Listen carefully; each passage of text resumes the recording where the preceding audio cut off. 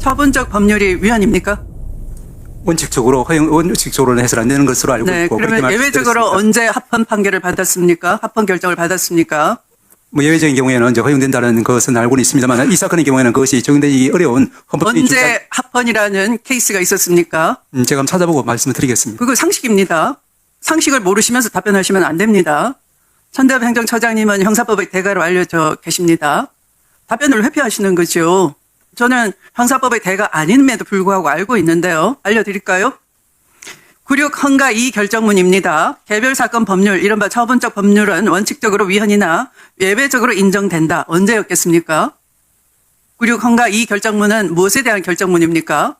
결정의 요지를 방금 알려드렸는데 바로 12.12 및 5.18 특별법에 대해서 공소시효를 배제하는 공소시효의 진행에 장애 사유가 있는지의 여부는 원칙적으로 법원의 판단입니다. 판사가 심리할 때 법원의 판단입니다.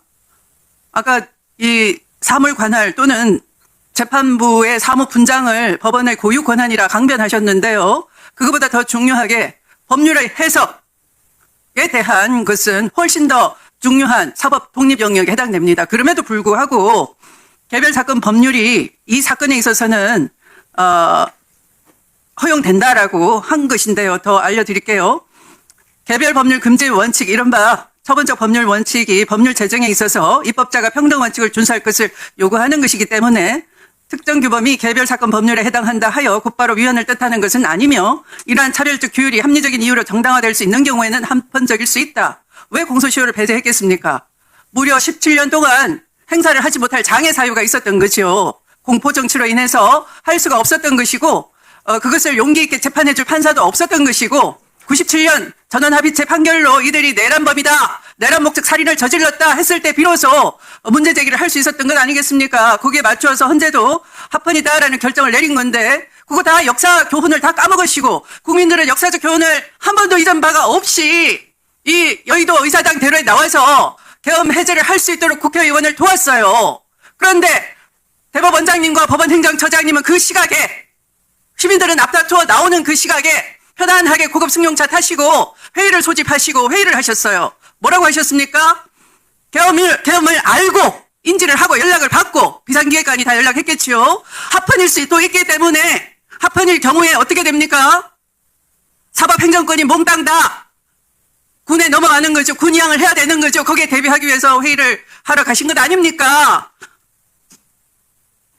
그런데요, 지금 와서 지금 1년이 훨씬 지나서 이 얘기 하나 내놓고 국민 저항을 막으려고 하십니까? 국민과 싸우시겠다는 겁니까? 국가적 중요 사건에 대한 중요 사건인 줄 알고 계시네요? 판판이 위법성 인식 못한다. 이렇게 하시고 오늘 제가 어디 갔다 왔습니까? 헌법재판소 대법정에 조지호 경찰청장 파면 선고하는 데 있었습니다.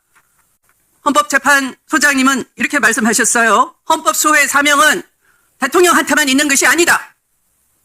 아무리 대통령의 지시를 받았다고 해도 경찰청장은 위법성을 인식할 수 있었다. 왜? 하급 군인들도 소극적 저항을 했고 시민들도 그 일에 쏟아져 나왔기 때문에 누구나 그 낚시 위급하고 위헌 위법이라는 걸 알 수 있었다라고 명시를 했습니다.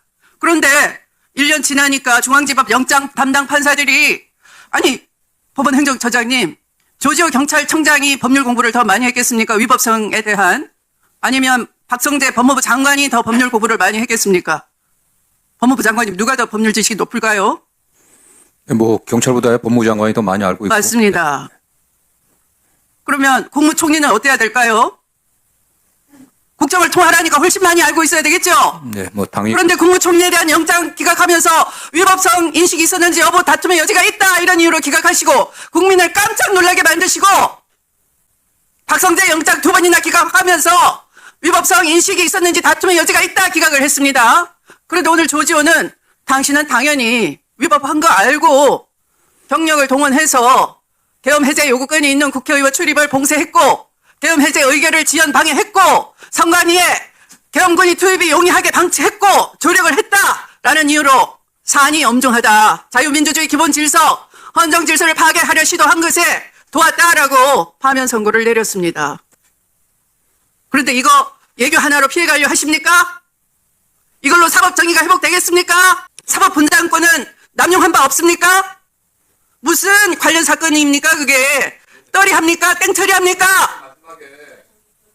김용현 사건을 엉터리 배당하시고 나머지 윤석열, 노상원 사건은 내란 수괴와 내란 설계자인데 처리한 겁니까? 아니 1+1 처리하신 겁니까? 관련 사건이 그런 거 아닙니까?